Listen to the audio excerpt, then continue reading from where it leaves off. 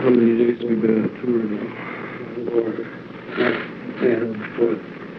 Well, Hell. Well, actually, we did 4 last week. We were off for 3, and then we came back for 4 more. Is that what you do usually? Or do you just space it out? Usually, about 4 is the most we do at once, usually. You said you're going to be recording very soon. Yeah, we start tomorrow. Tomorrow? that's pretty soon. Yeah, that's pretty soon. For Electric. Yeah. Are you happy with Electric as a company? Turn that machine on. Because they feel like, they signed us when we were nothing, so they deserve something. We feel that we made the whole company. That's pretty much true because,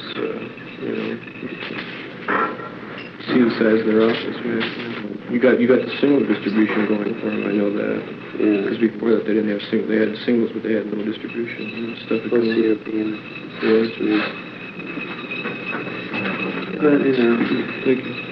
yeah, but we're really, we're not unhappy with Electric. Does Rothschild do much of the producing, like on Horse Latitudes? That was a lot, mostly electronic track, wasn't it? Engineer.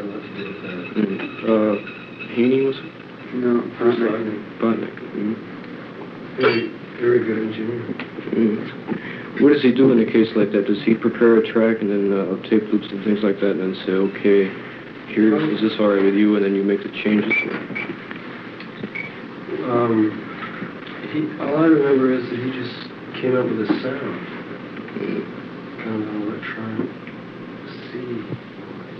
Yeah, that really scared the shit out of me the first time I heard it. A few people told me. I heard it on earphones and just, at night, very late at night, it was dark out. Right? Well, we just had a bunch of people in the studio and we just rattle on chains and bang. Yeah, first we went out and we played on the inside of the piano and the inside of the harpsichord. And then we did chains and noise. And then Bruce meshed it all up and then... Are you going to be doing more tracks like that? I haven't written any. I don't know. It's awesome. I haven't written any chain nowadays. Chain. I think we'll probably use sound effects. But, I don't know if we'll get into electronic music too much. I'm just curious because, like, Hendrix on his LP, has got really into that electronic bag. Yeah. What's this thing called Texas Radio? I keep seeing and hearing references to. Oh, really? Is it a song? No, it's just a poem. I heard a gospel hour thing in St. Louis this morning. It might work good as kind of imitation soul, kind of like evangelist track.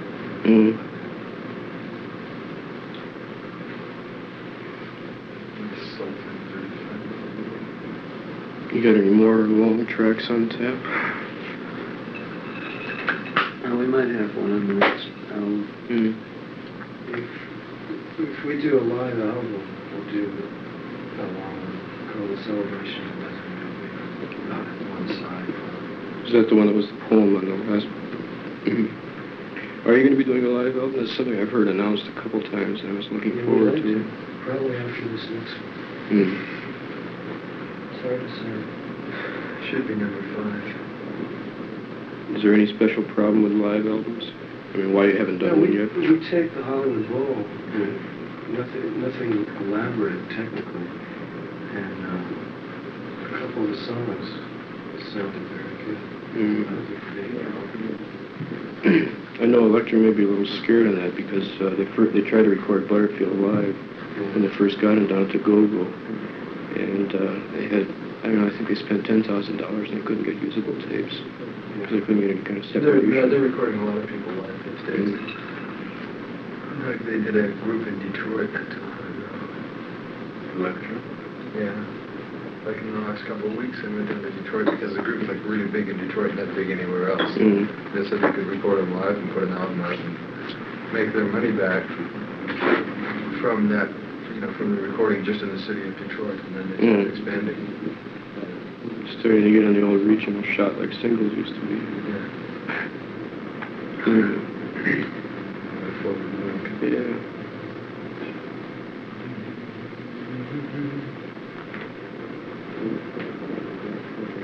So you're satisfied with Rothschild as a producer? Well, it's under other producers. How much does he contribute to the sound? I mean, do you present him pretty much with a finished product and it's just his job to put it down on tape? Well, once you get into the recording studio, it's the four of us, the producer, the engineer, and anyone else that works on it, like a bass player or something. Mm. Once you get in the studio, we can't really separate. It's a real team effort. We can't separate anything. Mm. Well, when we're on stage, it's just totally the four of us. When we get into the studio, it becomes a team. Yeah. You used Lou Band mostly on bass. Is that how you say it, Lou Band? What's the new guy's name? Harvey Miller? Harvey Brooks. Harvey Brooks.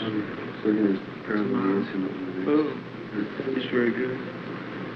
First I had time an I ever... interview with a guy on the telephone yesterday, and he asked about bass players, what do we do for the bass sound? So I said that we use a different bass player, bring somebody else in, and he said, well, he said, I know a guy in New York, if you want to use a really good bass player on your next album, you ought to look up Harvey Brooks. When I told him we were going to use him, he said, oh, I knew it, I'm psychic.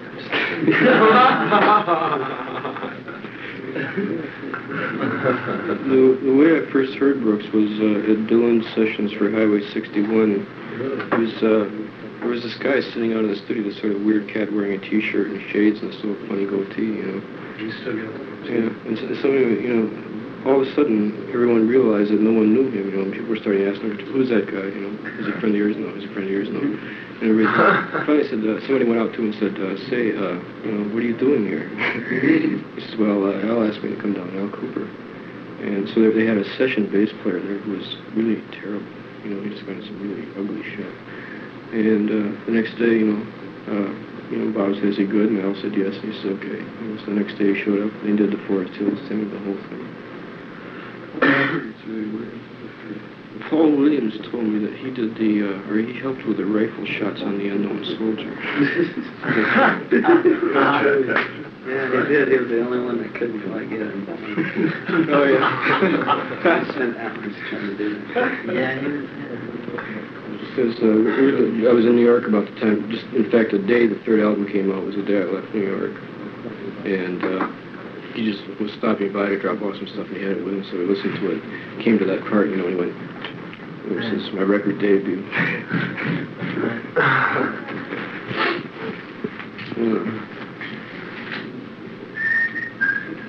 Heavy one. How's that magazine doing? But I'm going to have a little help setting it down someplace. Will you help me? You're going avant-garde. How about take Chet a hold of the Helms one is editing it side? now. It's a little.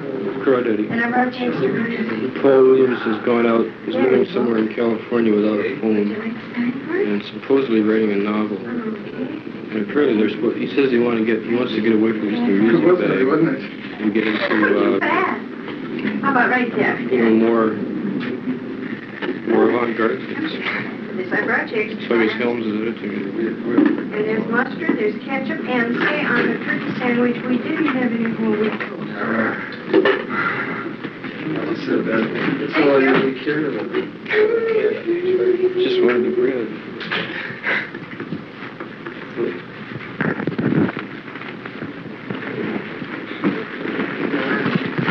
That's a rough thing to do. When you go into seclusion and lunch, you're going to run into problems. Yeah. Sit down to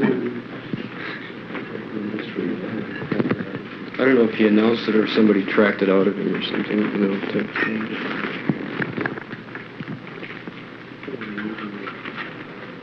He's sort of an amazing little cat. This is background. He came from an eastern college. Yeah, Swarthmore, something like that, Pennsylvania, I think. And he was around Boston for a while because they used to see me play gigs in Boston. He'd be in the front row going, you know. He's really a nice, enthusiastic audience, you know. He's fun to play to. I'd pick him out front and play. I remember him at Undine. He had one night I was down to the Go-Go with him. The Airplane was, you know, doing their first gig in New York, and he was like down on his knees in the aisle, with his eyes closed, swaying back and forth, clapping his hands. And the manager says, you know, hey, come on, cut it out. He says, what do you mean? You know, they need encouragement. You know, this is a bad scene. They need some encouragement. You know? Where are they from? At the Go-Go. Yeah, Howard Solomon. Solomon says, you'll have to cut it out. You'll have to leave. There's a big screaming fight. You know. Pay attention. Who was playing? The Airplane. It was really a cold scene. Have you played the Go-Go? Just the scene mostly? Undine's and the scene.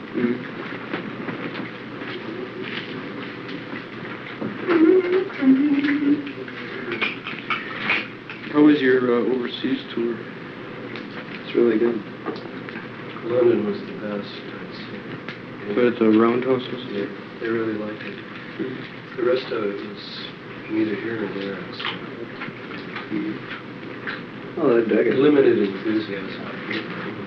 No, I wouldn't say that. You guys keep saying that. In Scandinavia, they... Well, they dug it, but they didn't understand it. Oh, but... I mean, it's like, let's see, what kind of small town? Something it was like playing Canton, Illinois, you know, the high school kids dug it. I don't I don't know. What are you talking about? No? No, there's a lot of kids there that, you know, they knew what was happening. Well, I got the idea they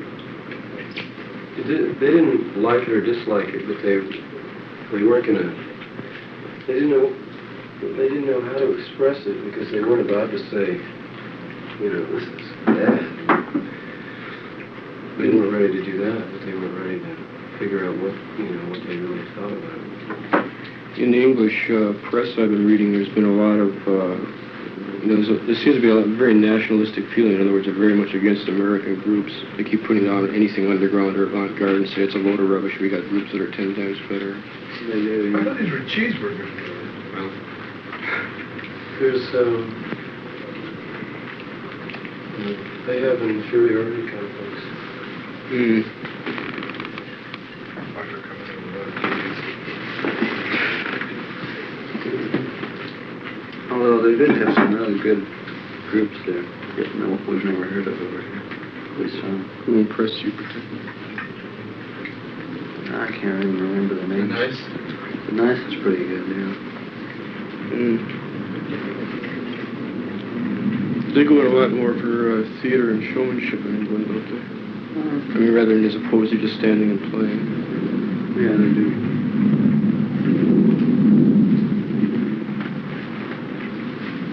It's one reason why they're successful over here in their live performances. They're exciting. Everybody get into it. Cool is pretty bad.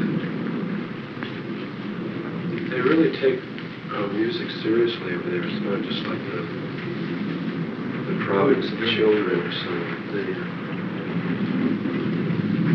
a new album is like a new book or something. Discuss it. It's getting to be more that way here. I mean, like Crawdaddy, for example. Oh, I must admit, there's parts of Crawdaddy that I've read. There's one review of a Hendrix record I've read 4 times, and I can never read it all the way. I mean, I can never find out what's happening. It just keeps spinning me off the page. You know? I have no idea what it's about. It's like those, French film magazines, they're so involved that you have, by the time they're translated, you have absolutely no idea what the guy's talking about, if you did in the original. Yeah, usually the review is just an excuse or an airing of someone's personal philosophy about anything. Right. You still involved in any film work? No, just not really.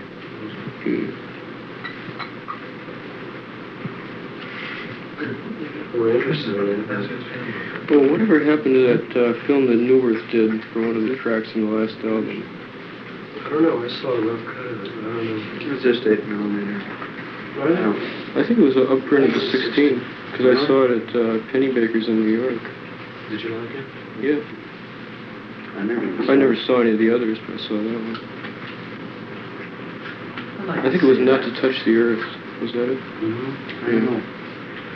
I never even saw it. Could have been 5 to 1, I'm not sure. It was one of the longer tracks. I hadn't heard the album at the time before it was out, and I just heard it that once, and it was the end of sort of a weird day.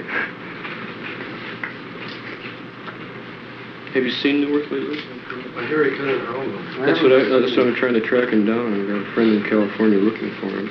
What, did Paul do an album?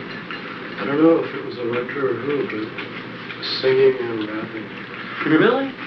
I'd like to hear that. Oh, I gotta hear that. I've got an old tape of him doing a song called Cowboy Boots. I used to run around in my cowboy boots and going down to Hollywood in my cowboy boots. I'm going to get married in my cowboy boots. I'm going to be a great screen lover in my cowboy boots. It goes on for like 25 minutes. Sounds like a good song. That's so good. Here. Has any of the promo films ever been on TV? Like Universal Soldier? In London, they really did the Unknown Soldier film. Mm. Some TV a couple times. Mm. All over Europe. They've got more market for it. There are more pop shows, don't they? They got less TV. They got less censorship. Mm. Anything. And they got less money to put out the bullshit TV shows that the Americans do, so they grab hold of something that's interesting and put it out. Mm. Plus, they dig anything vaguely anti-American.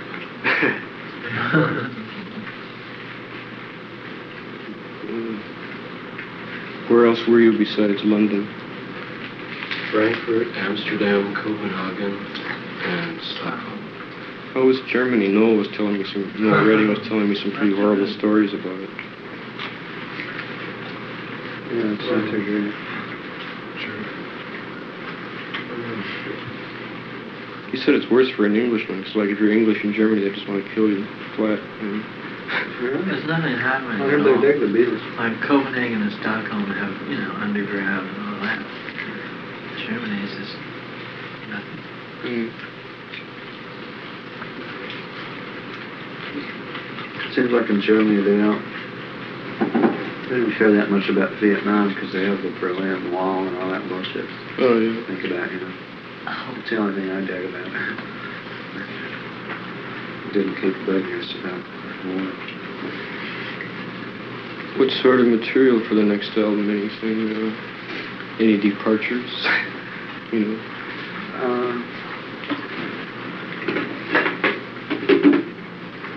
Yeah, probably a lot, but I don't know whether we're gonna do it. Mm. It's like we're gonna find out when we get into it. How many sessions does it usually take you to do an album? Is there any such thing as a usual? Usually quite a few. Like 3 weeks altogether. Mm. Second one took about 3 months. The third one took about 6 months. Yeah, it keeps taking longer. That's what I noticed, man. The first one we just went in and we did it in like 8 straight hours. Right. The next one it was 3 sessions of 9 hours each. And then it kept getting longer.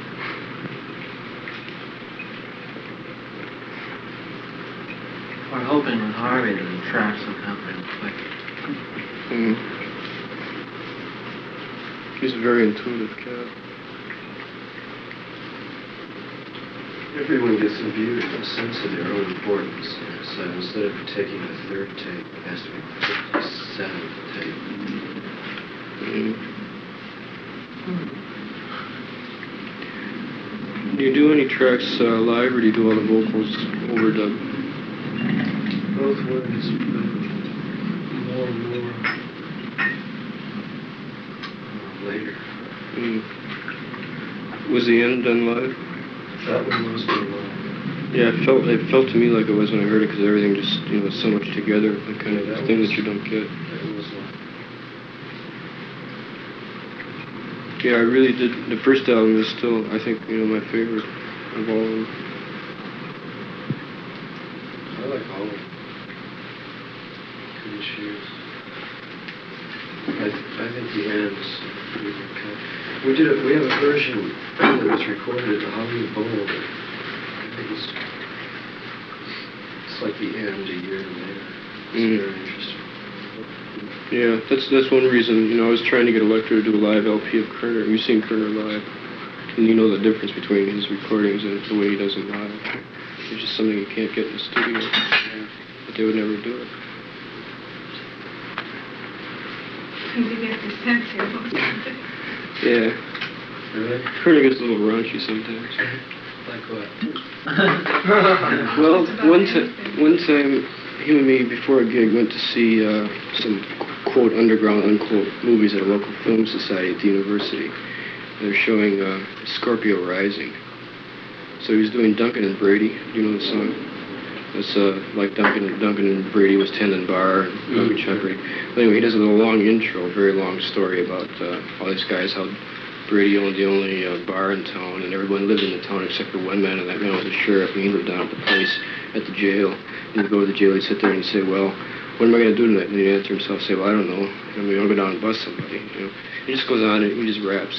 So anyway, this night it was a Scorpio Rising version of that. With motorcycles and mustard and the whole trick. Where did he do that? It was just a local coffee house we used to work in. You guys work clubs much anymore? Or is it mostly concert dates? It's all concerts. Which do you prefer? Oh, we haven't done a club in so long, I don't know. That would be now. One advantage clubs have is that you can practice for an audience.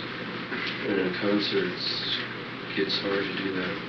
Because, you only have about an hour, and people want to hear what they're used to hearing. So you find that you have to do most of the numbers from the albums and things? You don't have to, but it makes everybody a lot happier. Well, like tonight, will you be doing much new material? We'll do a couple minutes.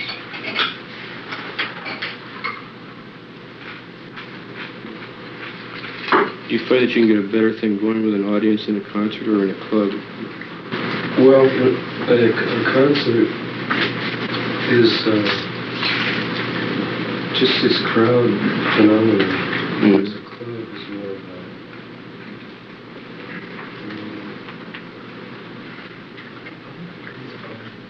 it's more intimate communication. I guess in a way it's two different kind of trips. It is. In a concert also more stagey and more extrovert. More extrovert. In a club, you can be very personal. Also, clubs are good because people dance right in front of you and you get that energy. Yeah, that's one thing I was thinking, people say that, like, for instance, it's hard to dance to Hendrix, but I get the feeling that he would prefer to be playing for the audience, just moving around and doing something instead of just sitting there going. Yeah.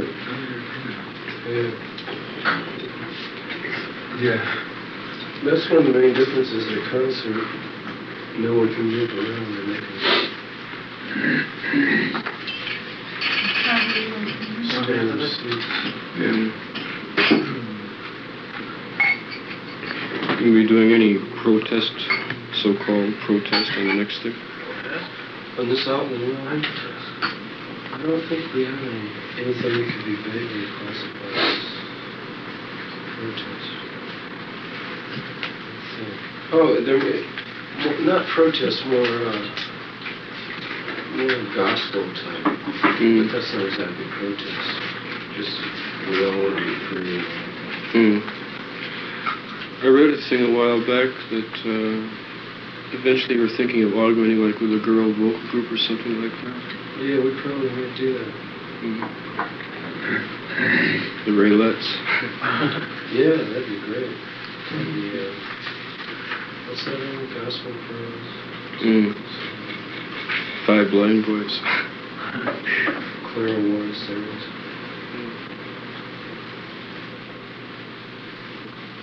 So is the music moving more towards gospel, or is that just?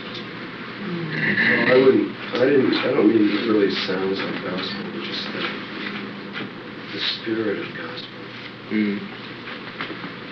Hand clapping, we're all in the same boat type thing.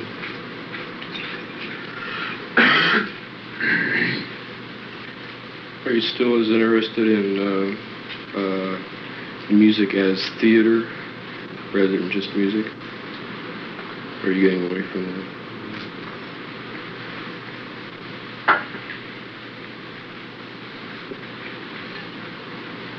Well, we've done so much talking about it, I guess we're going to have to come up with something. Yeah. You did in Madison. You had any more cop trouble? Yeah. Yeah, I got a speeding ticket today.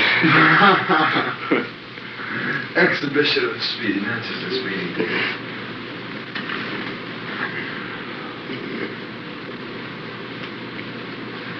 Just out of curiosity for myself, did that help or hurt?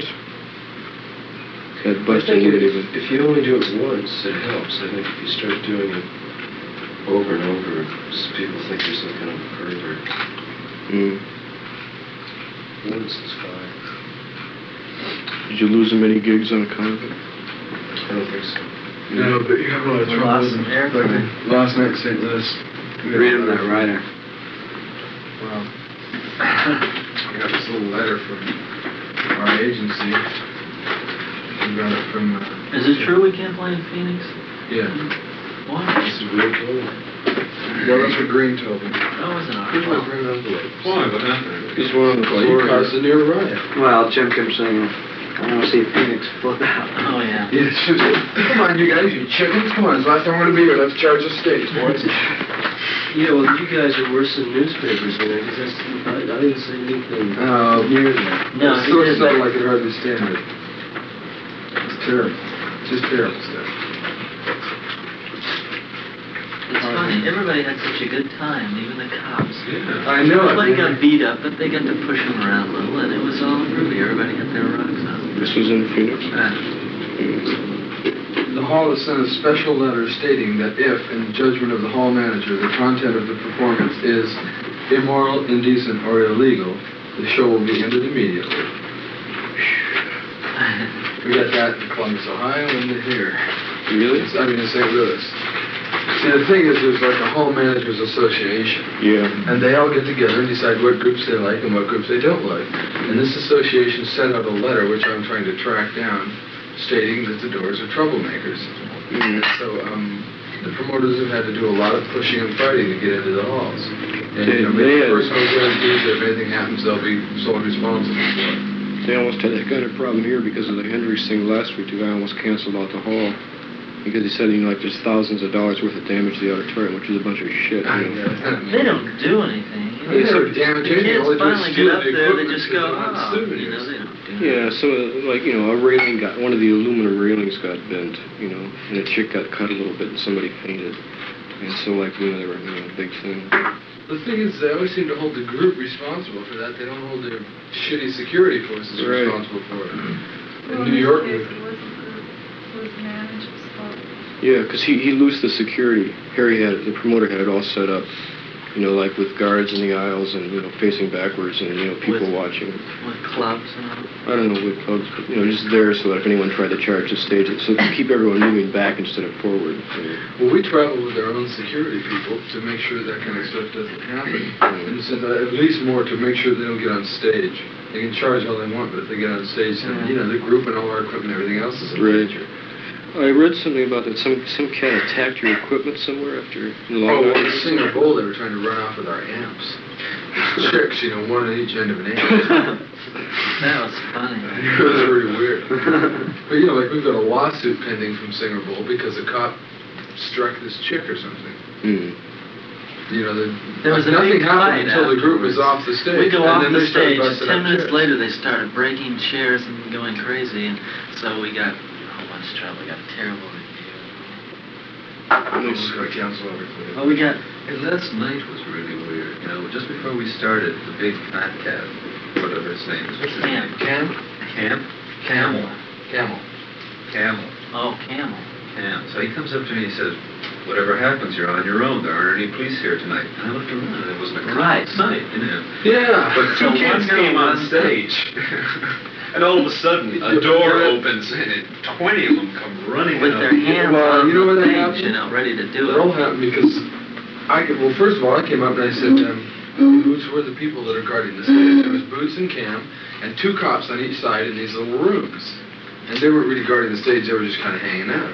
But And doesn't Bootsy said- Boots and Cam tell all those That's what cops?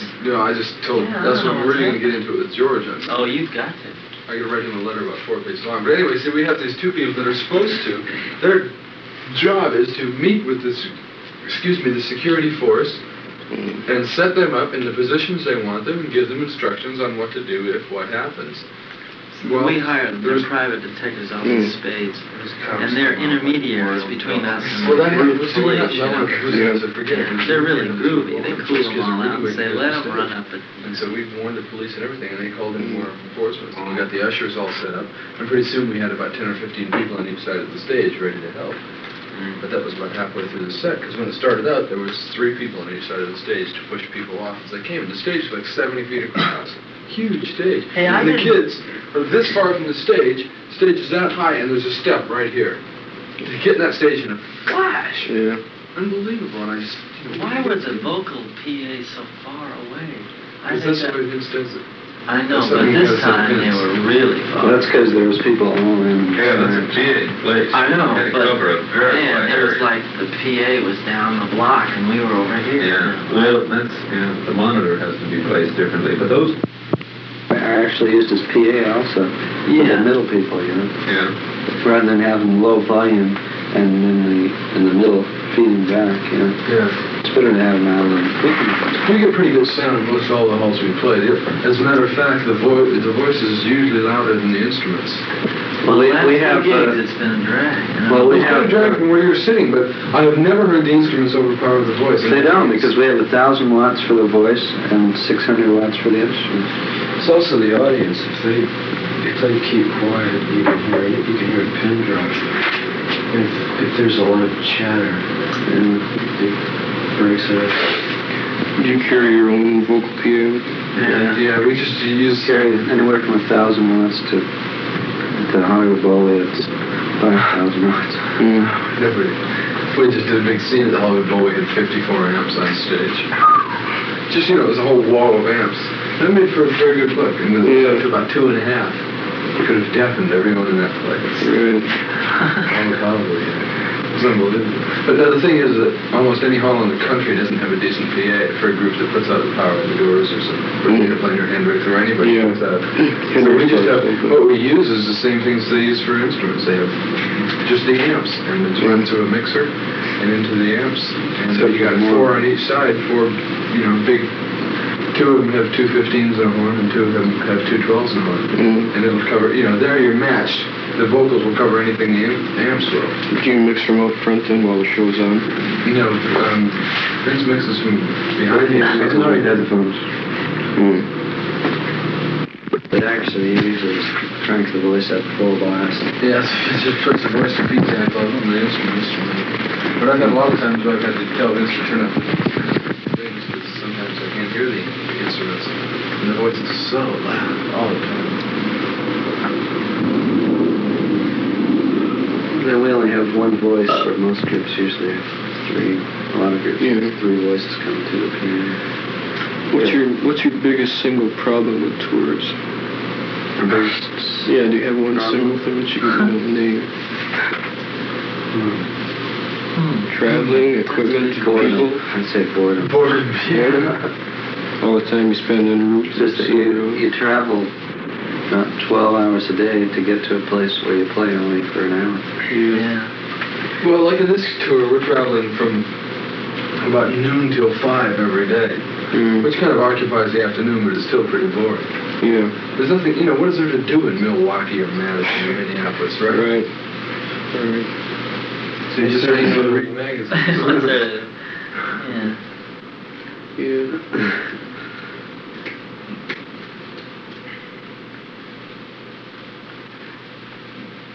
There's always the little problems at play.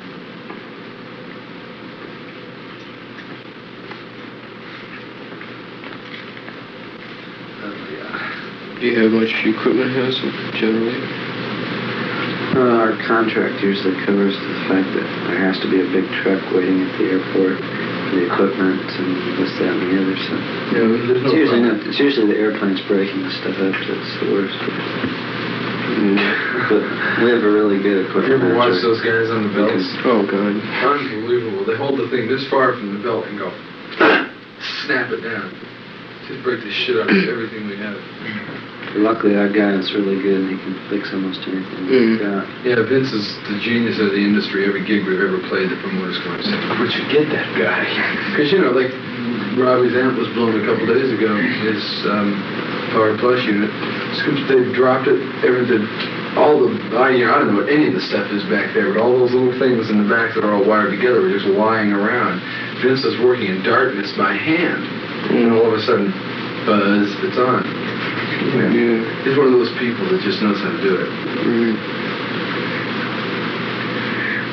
When you write, do you just sort of write and then later sort it out and say, okay, this is a song, and that's a song, and this is a song, or do you sit down and write a specific song? Well, it happens that way in a lot of other ways.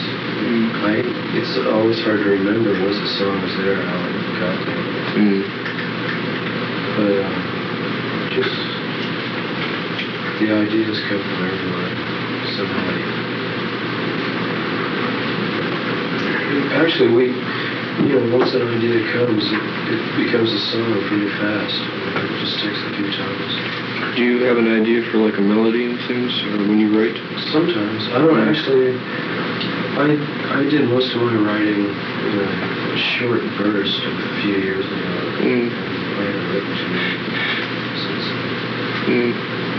Robbie's doing a lot of writing now. You write words and melody both? I usually start with a melody and then get the words. Yeah. Or I take some of Jim's words and do a melody to it. I just like looking at Not to Touch the Earth, the way it was written down. It seems sort of in a pretty free form. Yeah. But in the song itself, it's very tight. Everything, the structure is very good. It flows together. Well, usually, once like the end, when the music's over, Not to Touch the Earth, 5 to 1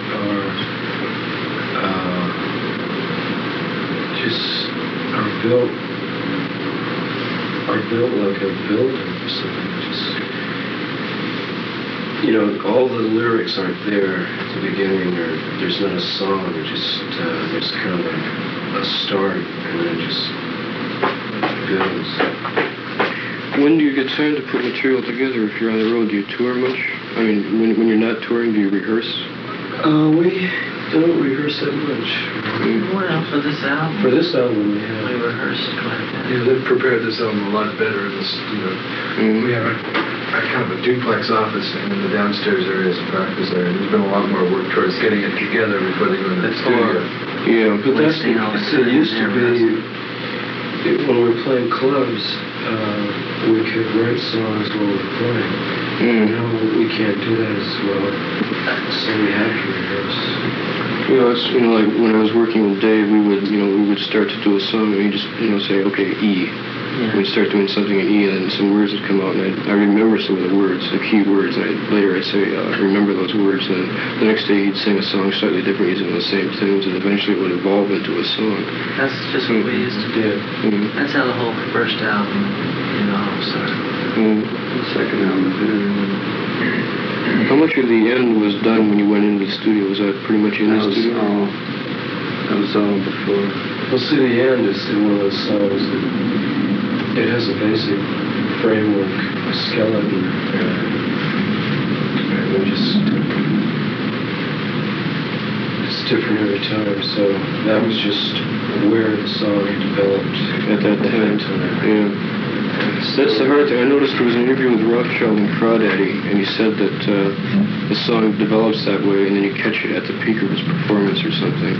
And then once it's caught, it sort of tends to remain that way. Like you mentioned that you guys were sort of performing it more or less as it was on the record.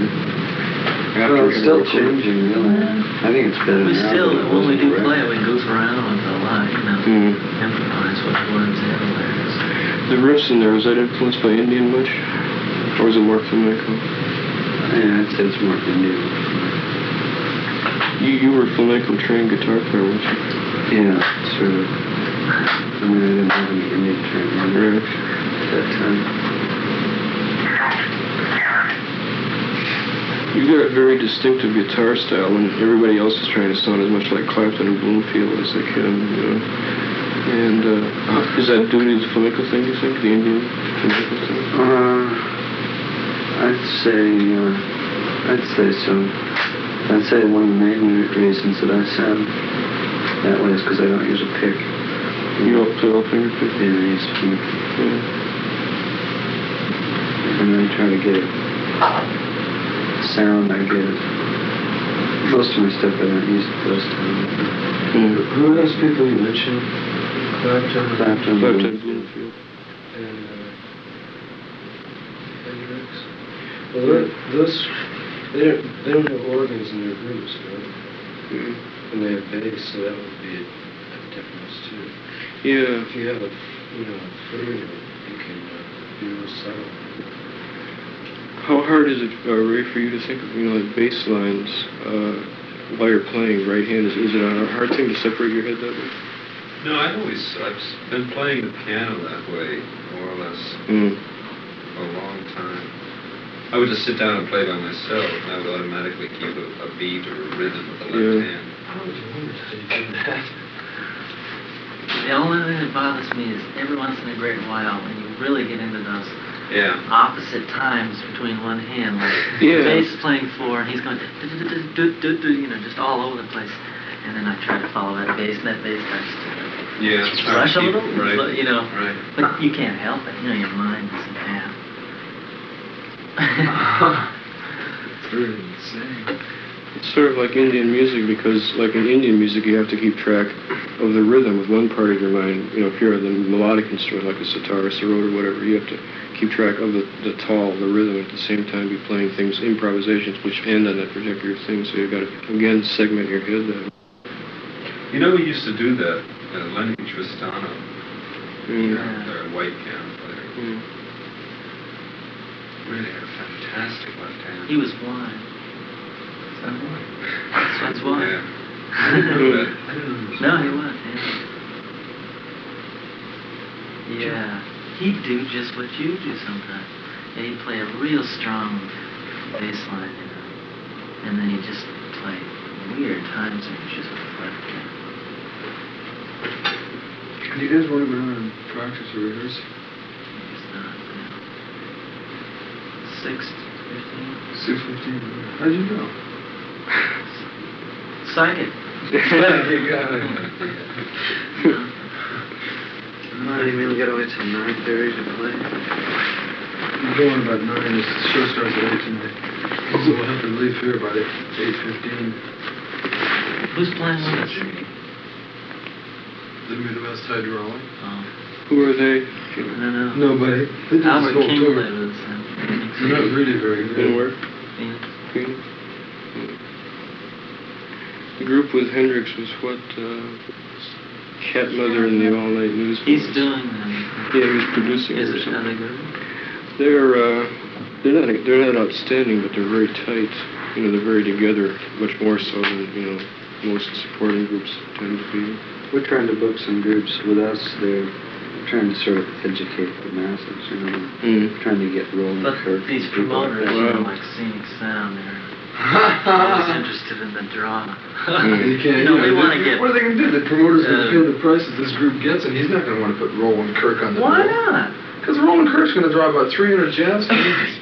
Who cares? We'll The draw the promoter cares because if he's investing 20 grand in this show, he wants to put somebody in that. But as long as we can, he's pretty assured that we can fill it. Why can't we have Jerry Lee Lewis and Roland Kirk? You know, really, That's the bill really far out. That's what I want. Thing, you know. Jerry Lee Lewis and Roland Kirk. Yeah, but like, who are the Midwest Hydraulic Company? They're just an afterthought. Right, no, that's no, just, well, these Well, promoters that's what think happened the on this local tour. group is... No, I mean, we've never had the same group playing with us all the time. See, usually the promoter's position is, oh, hey, well, there's this local group, just like you're like to record that group in Detroit. There's this local group that's big in town. And they got a lot of following. They played all the dances and all that BS. And they demand they either do them or that they cut down the guarantee so they can pay more for another draw. You know, I really liked that idea the other day of a young classical pianist, Misha Dichter. That's you think he'd do it? No, I guess not. I don't know. I saw him once, man. and- Rudolf Serkin's son, Peter Serkin. He might do it. Oh, that's ridiculous. Why? And you should see this guy, man. He's really incredible. No, but the kids wouldn't. So what? I mean, so at least they might dig Roland Kirk because he's so freaky, you know. Then they might start to dig jazz or something, you know. But this guy, they're just going to sit on some piano player. Yeah, but he really gets Yeah, he has a whole visual thing with his hair. Oh, he does? Oh, maybe. With his hair. It's getting pretty tight.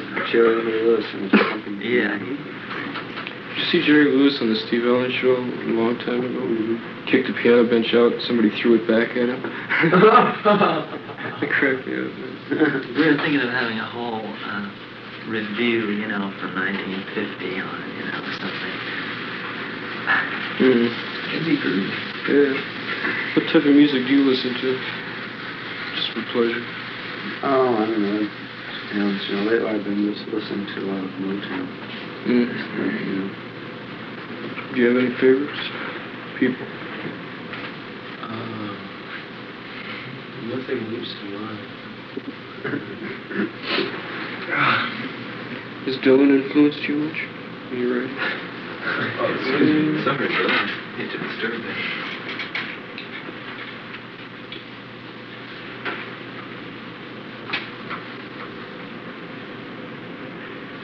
Well, only in the sense that, you know, everyone that you're aware of influenced. I would say I like him much more now than I did before. You know. Because of John Wesley Harding? Maybe that. Just, I don't know. The older I get, the more I like his stuff. I'd say that he's, you know, we respect him so much that we would try to keep away from his sound, you know. Yeah. This is to, Have you heard the Banzo? oh, yeah. How do you think? How do you like that? Yeah, I like that a lot. I think the Stones are my favorite rock group. Have you heard their Beggar's Banquet? No. Well, yeah, I have. But just on tapes and stuff. I think it's the Titus themselves. The Titus there decided it's the cleanest blues sound. It's more blues? Good. It's a lot of bottleneck guitar on it. Yeah, No Expectations is really pretty. I really love that. Jagger is, I think he's a genius for phrasing. It's like you don't remember what the song is about and the ideas, but you remember phrases, you know, ways of singing words.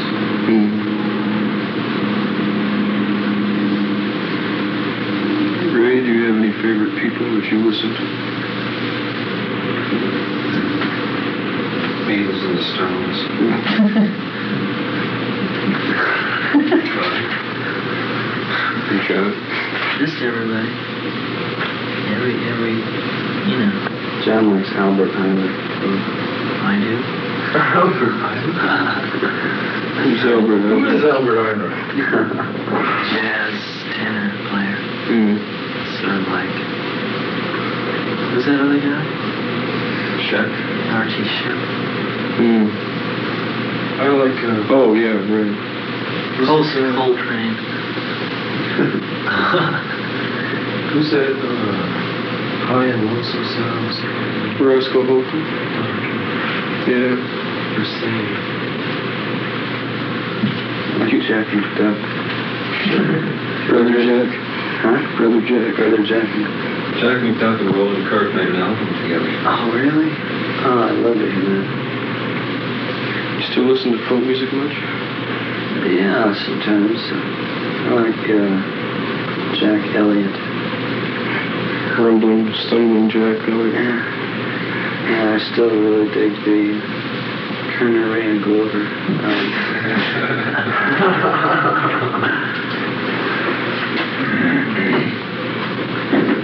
That was just a whole other era.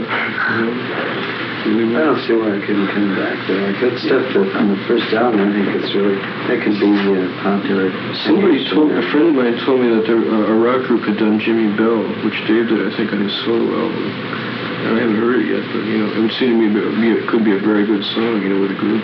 That was on the first album. Was it on the first? Yeah. Jimmy Bale. Harp? Not really. I think the best one I've heard probably is Junior Wells, but he's getting so hung up in that James Brown bullshit, you know. And he's doing more dance numbers and less harp playing. You know? What do you think of Jack Bruce's harp playing? You want an honest? Yeah. He's enthusiastic. But I don't really think he's really good because it's sloppy. You know, he's never really clean. He doesn't cut off with them. He just sort of keeps going. There's a lot of energy and a lot of sort of a speedy sound. But did you ever hear Van Morrison play harp? Them Mystic Eyes. Yeah. The first thing. In person, it's great. I never heard him live. It's really good. Oh, you should hear him do Mystic Eyes in person. I'd love to. That's one of my favorite records. I got that. I just bought that record. What? Blowing your mind? No, the first one. Excuse me. Them. It's great. The Them's album, not the Van Morrison solo album. No. Are they still together as a group? Well, some of them,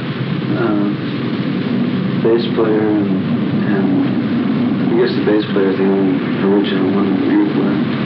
He's got a band group going to Texas. In Texas? Yeah. What happened? He married to the governor's daughter. Yeah.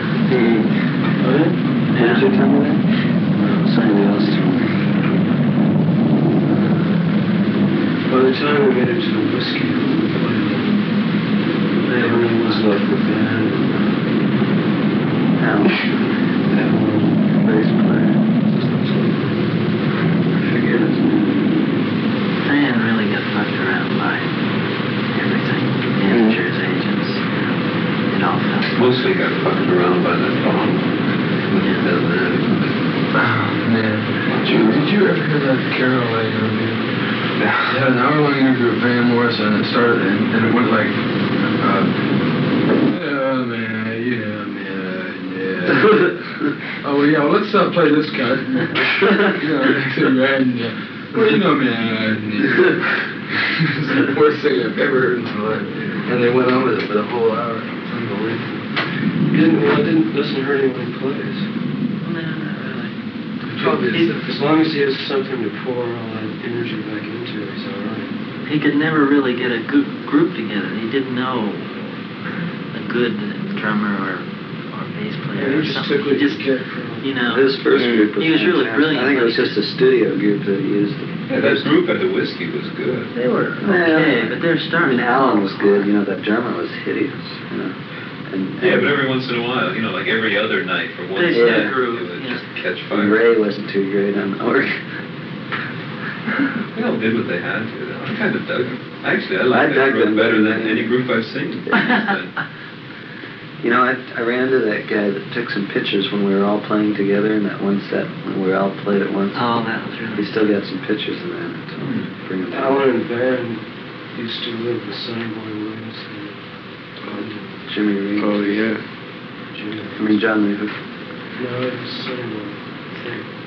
Sonny Boy was my idol for years. Yeah. And so I think they get the, well, of course, some people just like to drink, especially Irish people. Really dig drinking. And some people don't. But they also get that from those old blues cats, the really Jasons. Yeah, Sonny Boy, Robbie from the band was telling me, one of their, Levon, their drummer, grew up in West Helena, which is where Sonny Boy did a lot of his gigs, and always come back there, go to Europe and come back to West Helena, Arkansas. They go and hang out with him, man, and he'd be drinking, like, a pint of White Lightning, and Robbie said it's like the kind of stuff you take about one shot, when you're inside, you just go, and your head goes clunk, and he'd just be, just sitting there, like water, every day. I love that cover on that, one of his albums, Down and Out. Yeah. Some cat lying in a doorway. Right. Where do they find that guy?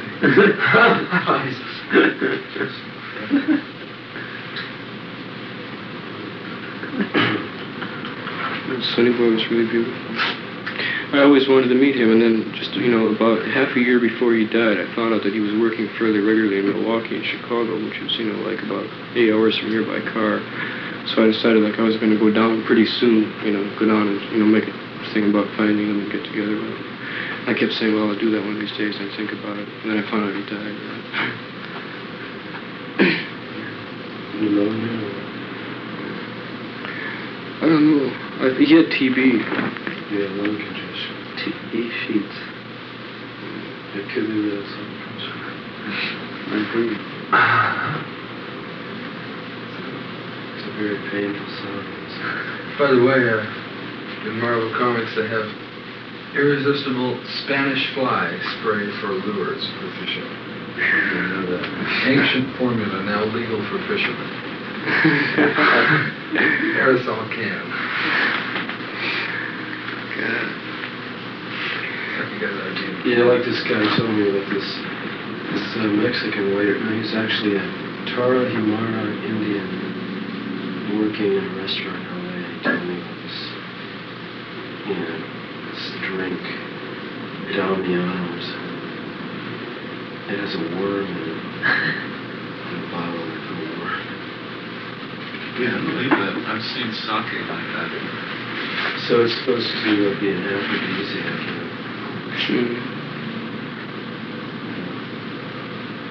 Maybe if you eat more.